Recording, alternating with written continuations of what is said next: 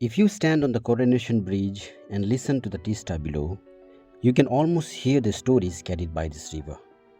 On one side lies the eastern bank, where in 1861 the British planted the first Cincona saplings in Mangpu.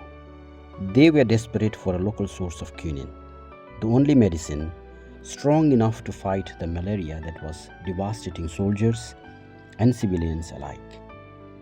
But the demand for quinine kept rising, and Mangpu alone could not meet it. So the plantations began to expand outward, first into the Rangbi and Reshab valleys, then into Sitong and Labda, and eventually across the Tista itself. The river that once marked a natural boundary slowly became a corridor of movement.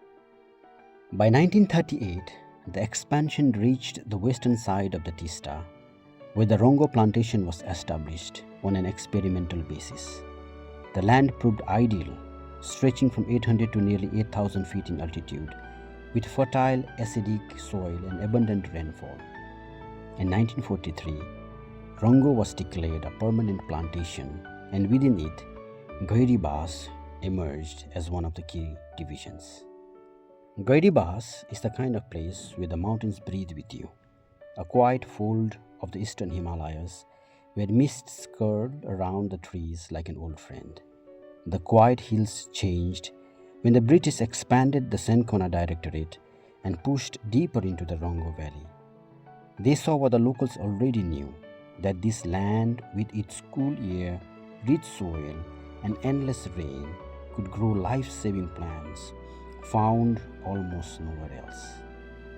So the Gairibas plantation was born, and with it came workers from nearby villages, carrying their hopes, their families, and their stories. Over time, these workers built more than labor lines, they built a community. In the plantation, extraordinary things grew. Cincona for quinine, the medicine that fought malaria. Ipecac, whose roots produce emmetine to treat deadly amoebiasis, and later Dioscorea, the humble yam that became the source of powerful pharmaceutical steroids. The plantations expanded into rubber, cardamom, lemongrass, citronella, and even coffee, turning Gairibas into a living pharmacy of the mountains. Generations worked these slopes, shaping the land and being shaped by it in return. Today, when you walk through Gairibas, you don't just see a village. You see the memory of a place that once carried the weight of healing an entire region.